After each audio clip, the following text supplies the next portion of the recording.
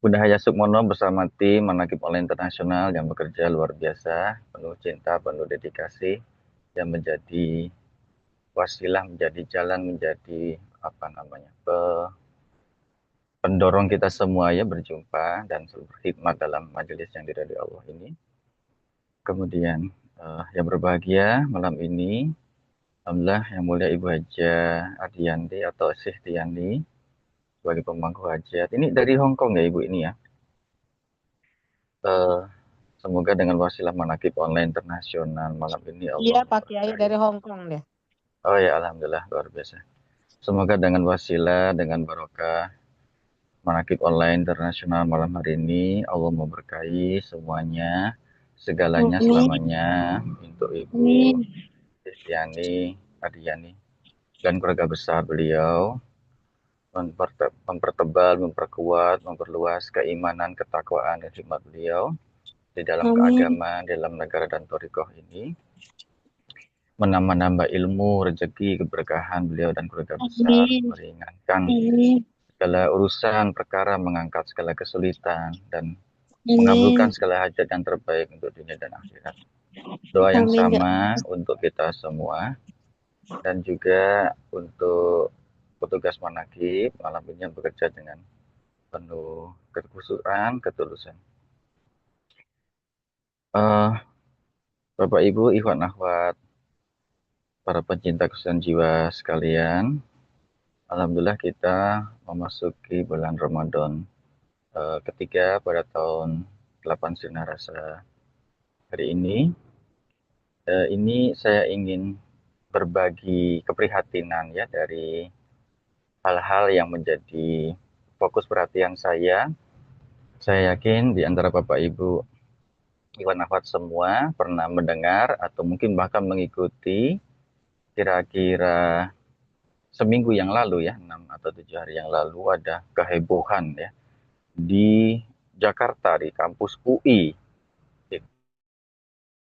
Kalau secara historis tertua di Indonesia, kalau secara nasional nomor 2 ya setelah UGM.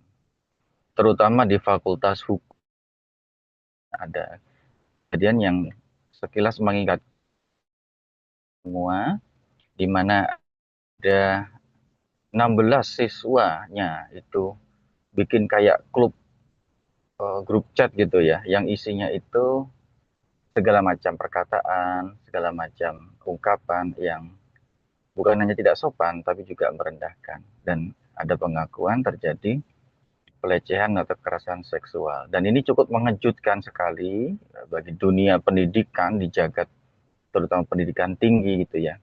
Bagaimana mungkin satu kampus yang begitu dihormati, begitu top nomor satu dalam bidang apa namanya sains di Indonesia ini dan UI itu kalau tidak salah nomor 200 sekian ya secara internasional.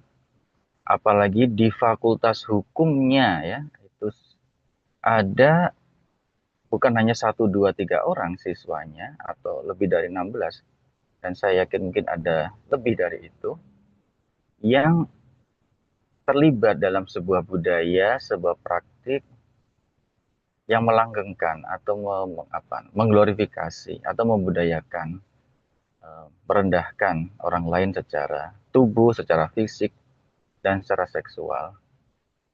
Dan belum lama kasus pelecehan seksual di Fakultas Hukum UI ini, kita juga dikagetkan lagi dengan berita susulan di ITB ini ya, ini kampus yang nggak kalah kerennya ini ya, di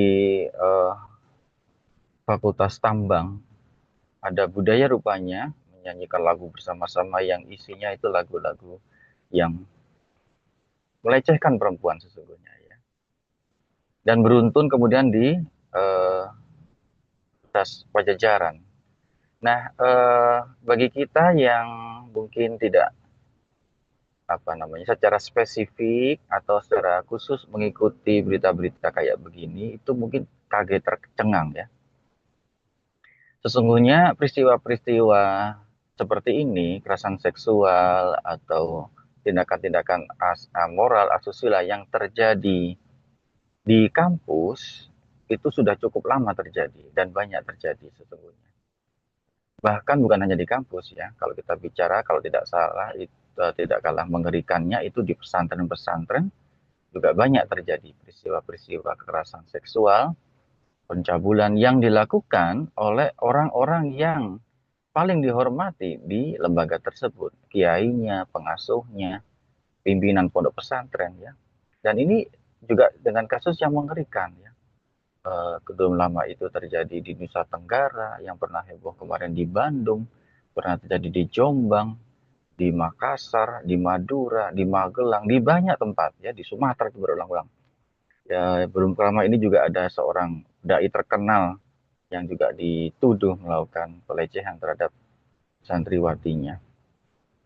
Nah, kemudian kita jadi terheran-heran, ada apa sesungguhnya dengan masyarakat kita, terutama masyarakat terdidik dan religius, kok terjadi atau ada hal-hal yang sesungguhnya sangat miris ya, sangat memalukan dan sangat tidak pantas itu terjadi. Nah, ini sesungguhnya ada banyak sekali faktor, ada banyak sekali hal-hal yang sesungguhnya memiliki akar jauh dalam bukan hanya pola peradaban kita yang sekuler juga ya, tapi juga difasilitasi oleh kelonggaran etika, adab, dan normalisasi terhadap apa namanya sikap menempatkan terutama ekspresi terutama dalam hal seksual di dalam sosial media, dalam platform-platform eh, internet yang di dalam hal-hal tertentu itu penggunanya atau akunnya atau subjek yang katakan berkuri komentar atau memberikan penilaian itu tidak jelas ya atau bisa anonim. Kalau BA mungkin anonim ya, tapi kalau ada akun-akun seperti di Instagram atau di Telegram atau di apa namanya TikTok itu eh, bisa banyak sekali terjadi akun-akun yang palsu atau bahkan mesin yang mengenerate komen-komen yang apa namanya yang berbau seksis. Nah, ini adalah tanda betapa budaya kita, masyarakat kita sekarang sudah begitu jauh, sudah begitu terperosok, tersesat dalam satu tata norma yang sangat-sangat sulit sebenarnya untuk dipulihkan atau disembuhkan, terutama karena sekitar di awal abad 19 itu terjadi apa yang disebut dengan revolusi seksual, yaitu upaya pembebasan ekspresi individu terhadap aspirasi seksualitasnya.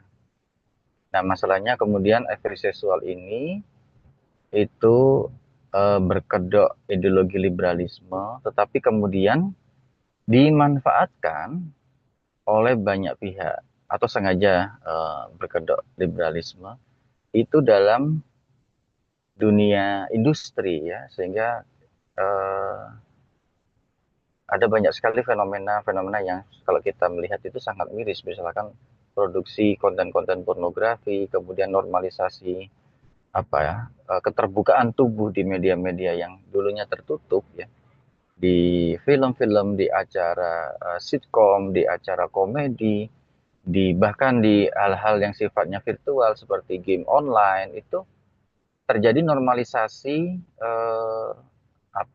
ekspresi seksual itu. Dan dalam normalisasi itu target utama yang menjadi objek adalah perempuan dan tubuhnya gitu ya. Jadi ada yang disebut dengan normalisasi, mohon maaf, normalisasi ketelanjangan begitu. Jadi dulu bagi kita tidak biasa itu melihat ada bagian tubuh perempuan itu terpampang di film-film atau di acara sitkom atau dikomunikasikan ya. Sekarang itu menjadi norma ya. Dan itu menjadi kebiasaan sehingga seolah-olah menjadi budaya yang sebenarnya udah pada masuk ke level yang toksik ini ya untuk melihat perempuan dan terutama tubuhnya itu sebagai uh, objek.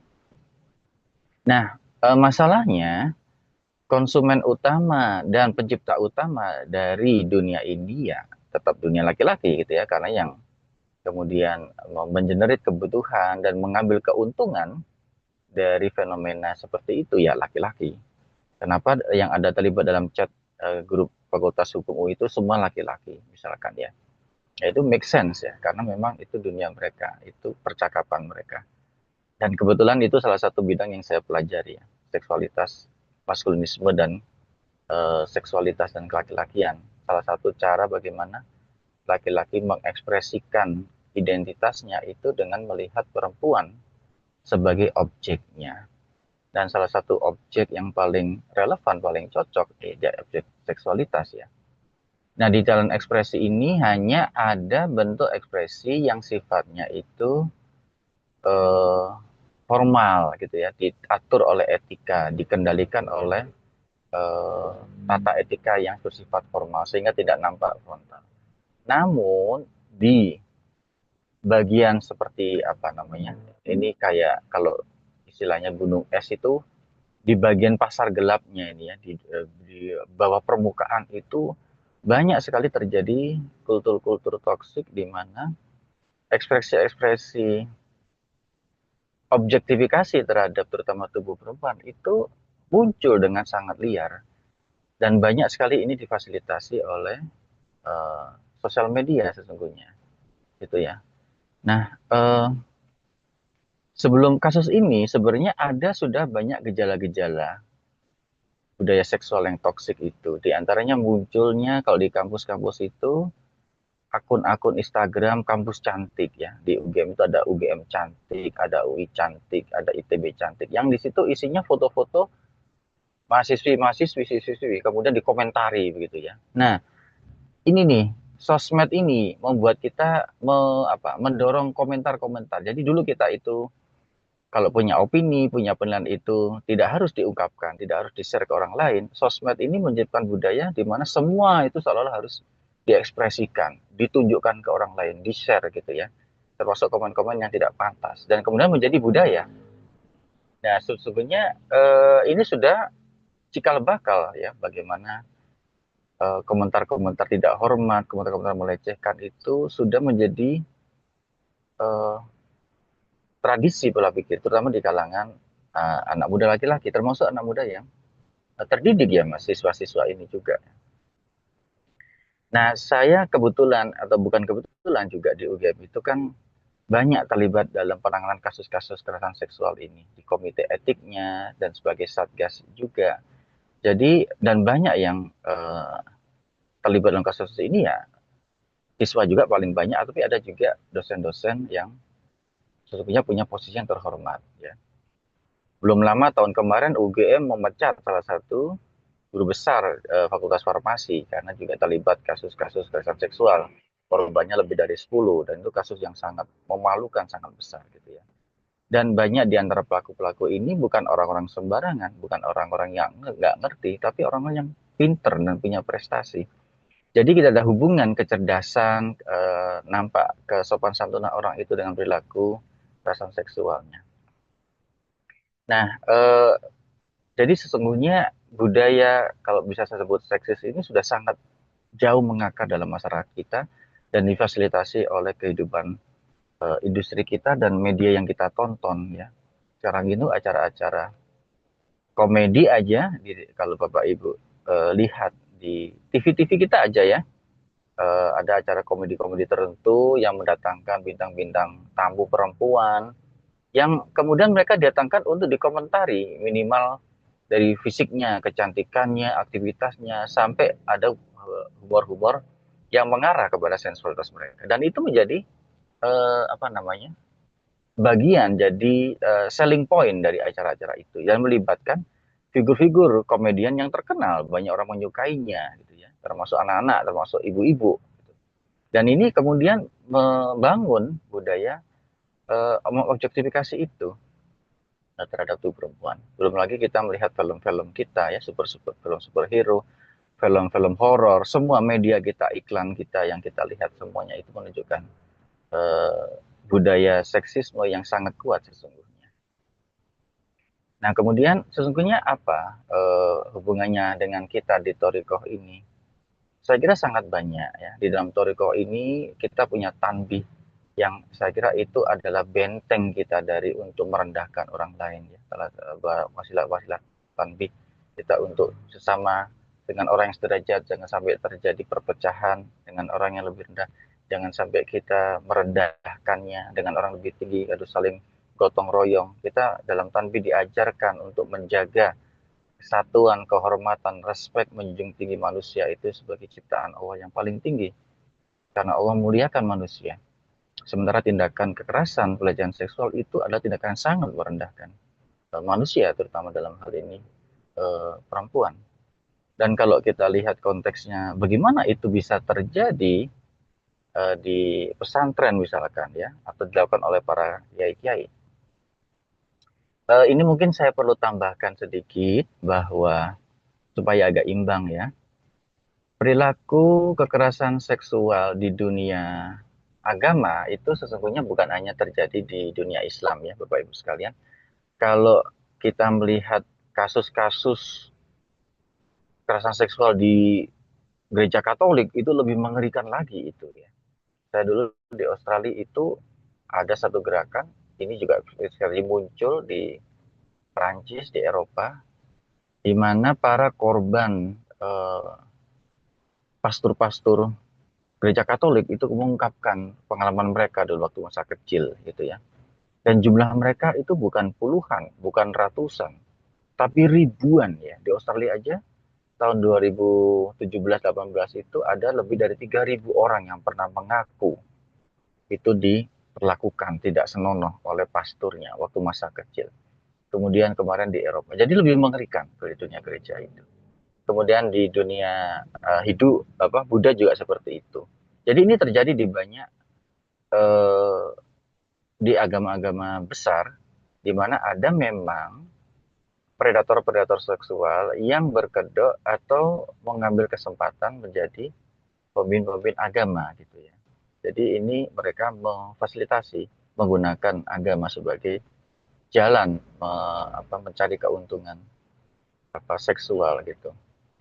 Nah, kenapa bisa terjadi? Bagaimana mungkin seseorang yang mengajarkan agama, mengajarkan kitab suci, mengajarkan etika dan sopan santun, bisa menjadi pelaku pencabulan, bahkan perkosaan, manipulasi gitu ya. Nah, saya kira jawabannya cukup jelas karena mereka hanya berpaku pada tata aturan ya. Jadi kalau dalam istilah Thorikoh kita ini tidak ada zikirnya dan mereka tidak ada niatan untuk zikir memang.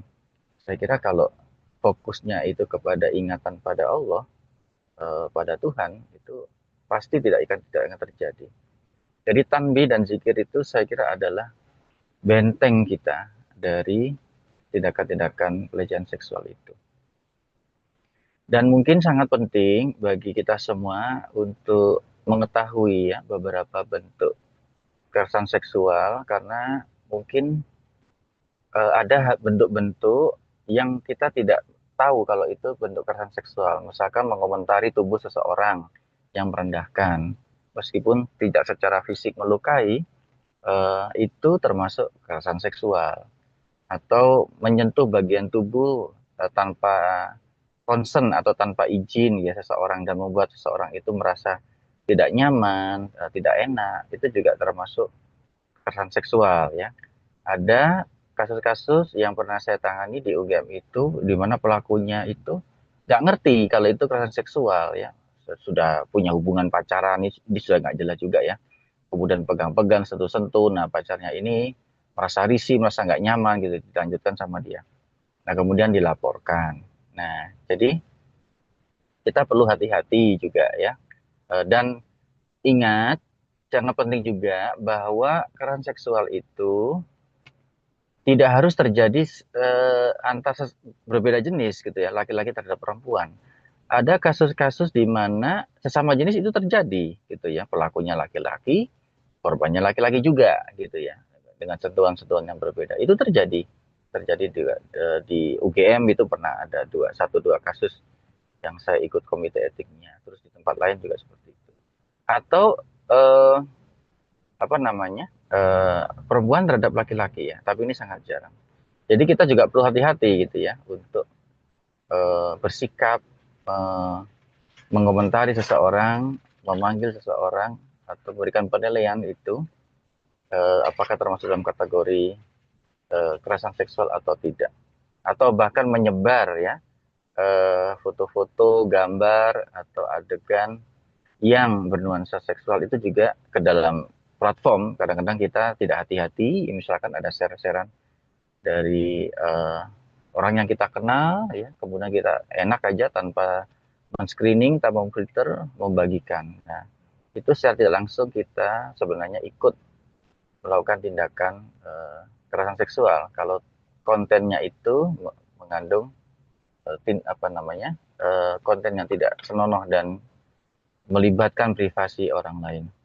Nah, ini penting kita ketahui karena kita juga dalam Toriko ini memiliki aktivitas-aktivitas yang kadang eh, cukup akrab ya di kalangan ikhwan, di kalangan para akhwat juga, yang kadang kita mungkin tidak sadar dalam hal tertentu. Tapi sekali lagi saya kira dengan tanbih, dengan zikir, dengan semua amalia yang kita lakukan, kita bisa fokus untuk membentengi diri dari eh, apa awan gelap budaya kita yang begini mengerikan gitu ya. Dan yakinlah nanti ini pasti akan terjadi lagi beberapa hal karena memang budayanya sudah seperti itu. Jangankan di sekolah-sekolah ya, di jalanan ini, di perguruan tinggi kita aja sudah seperti itu tingkat apa potensi ya terjadinya kekerasan seksual itu. Di UGM itu setiap tahun itu lebih dari 40 kasus dilaporkan ke Satgas PPKS dengan berbagai macam bentuk. Bisa Anda bayangkan, berarti setiap bulan sekurangnya ada 2 kasus ya. Dan di kampus-kampus berbasis Islam kayak UIN ya, UIN Sunan Kalijaga itu tetangga kami di Jogja juga sama, ada bentuk-bentuk kasus-kasus kekerasan seksual eh, yang cukup serius juga ya. Padahal itu kampus Islam gitu kan. Nah, jadi ini kadang agama aja itu tidak cukup ya, pengetahuan agama aja. Tapi juga butuh keseriusan, kedalaman, dan kesadaran akan relasi apa laki-laki dan perempuan ini atau relasi gender gitu. Nah, saya kira ini satu pokok masalah yang kompleks yang mungkin suatu ketika bisa kita bahas lebih jauh, tetapi pesannya cuma satu, yaitu wa'tasimu bihablillah, tetap berpegang pada tali Allah, tetap berpegang pada tali Allah yang kuat, yang kencang, dan istiqomah di dalam Toriko ini karena ini adalah benteng kita dari berbagai macam racun, berbagai macam toksik, dan berbagai macam budaya yang kita tidak tahu begitu berbahaya di luar sana. Itu mudah-mudahan bermanfaat.